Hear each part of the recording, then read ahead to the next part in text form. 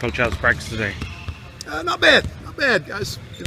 After a day off, took us a minute to get going, but worked on some specific things for Fresno, which is kind of exciting. We've been practicing for a long time, just focusing on ourselves, and most of the focus was still on what we're doing, but we've got a little bit of an idea of some things that Fresno might try to do. So They got a big guy down they low. do. Yeah, we talked about that, which was good. It'd be the exact opposite of what we saw in our exhibition game the other night. Arkansas Tech was really small and quick, and created some interesting matchups for us, but Fresno, I think, will be a little more traditional in that regard. Are you guys ready for opening night?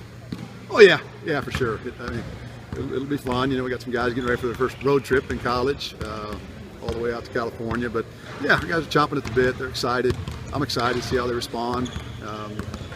Again, wish we had one or two more game films on Fresno, but we're kind of peeking at what they did last year, and we have a little bit of an idea on their personnel. But yeah, I think you guys are ready to go. What were you all able to take away from the Arkansas Tech game as far as what needs to be improved and what was clicking and what was working?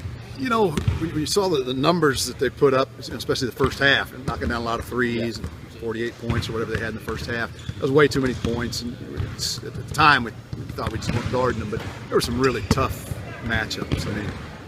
We're trying to play small at times, but they had a 6'3" guy jumping center, and their 5-man was knocking down 3-pointers, and they spread the floor out on us. It was a tough matchup. I thought our guys hung in there.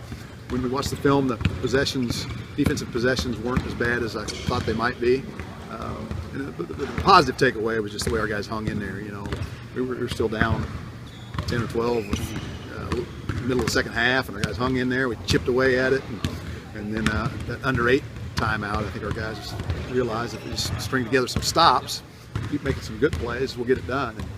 And a couple things that didn't show up in the box score was George and Gio both made some terrific plays. George chased down a couple long rebounds that gave us a second chance. One of them ended up being a 3-pointer by Nick in that left corner.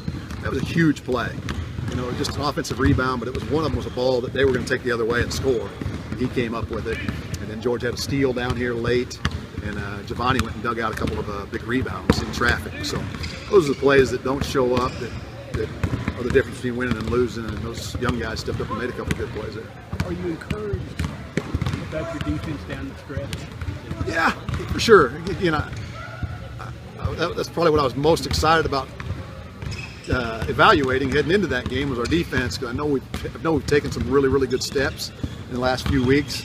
And obviously we got popped with some tough style of play in that ball game, but our guys responded, and yeah, I still think we're making a lot of progress on that end of the floor.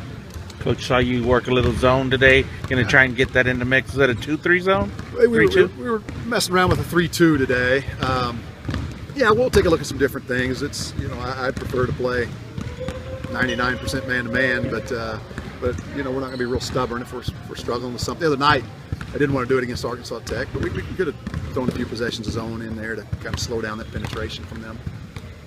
Y'all averaged 72.4 points a game last season. Obviously, you weren't the coach, but how do you aim to improve that offense?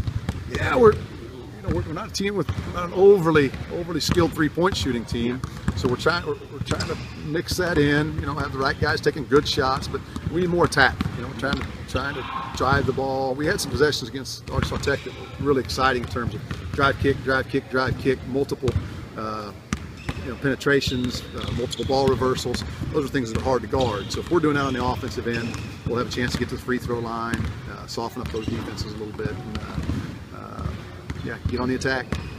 So you guys played with a short rotation the other night. Was that because of the game, how it played out? Or?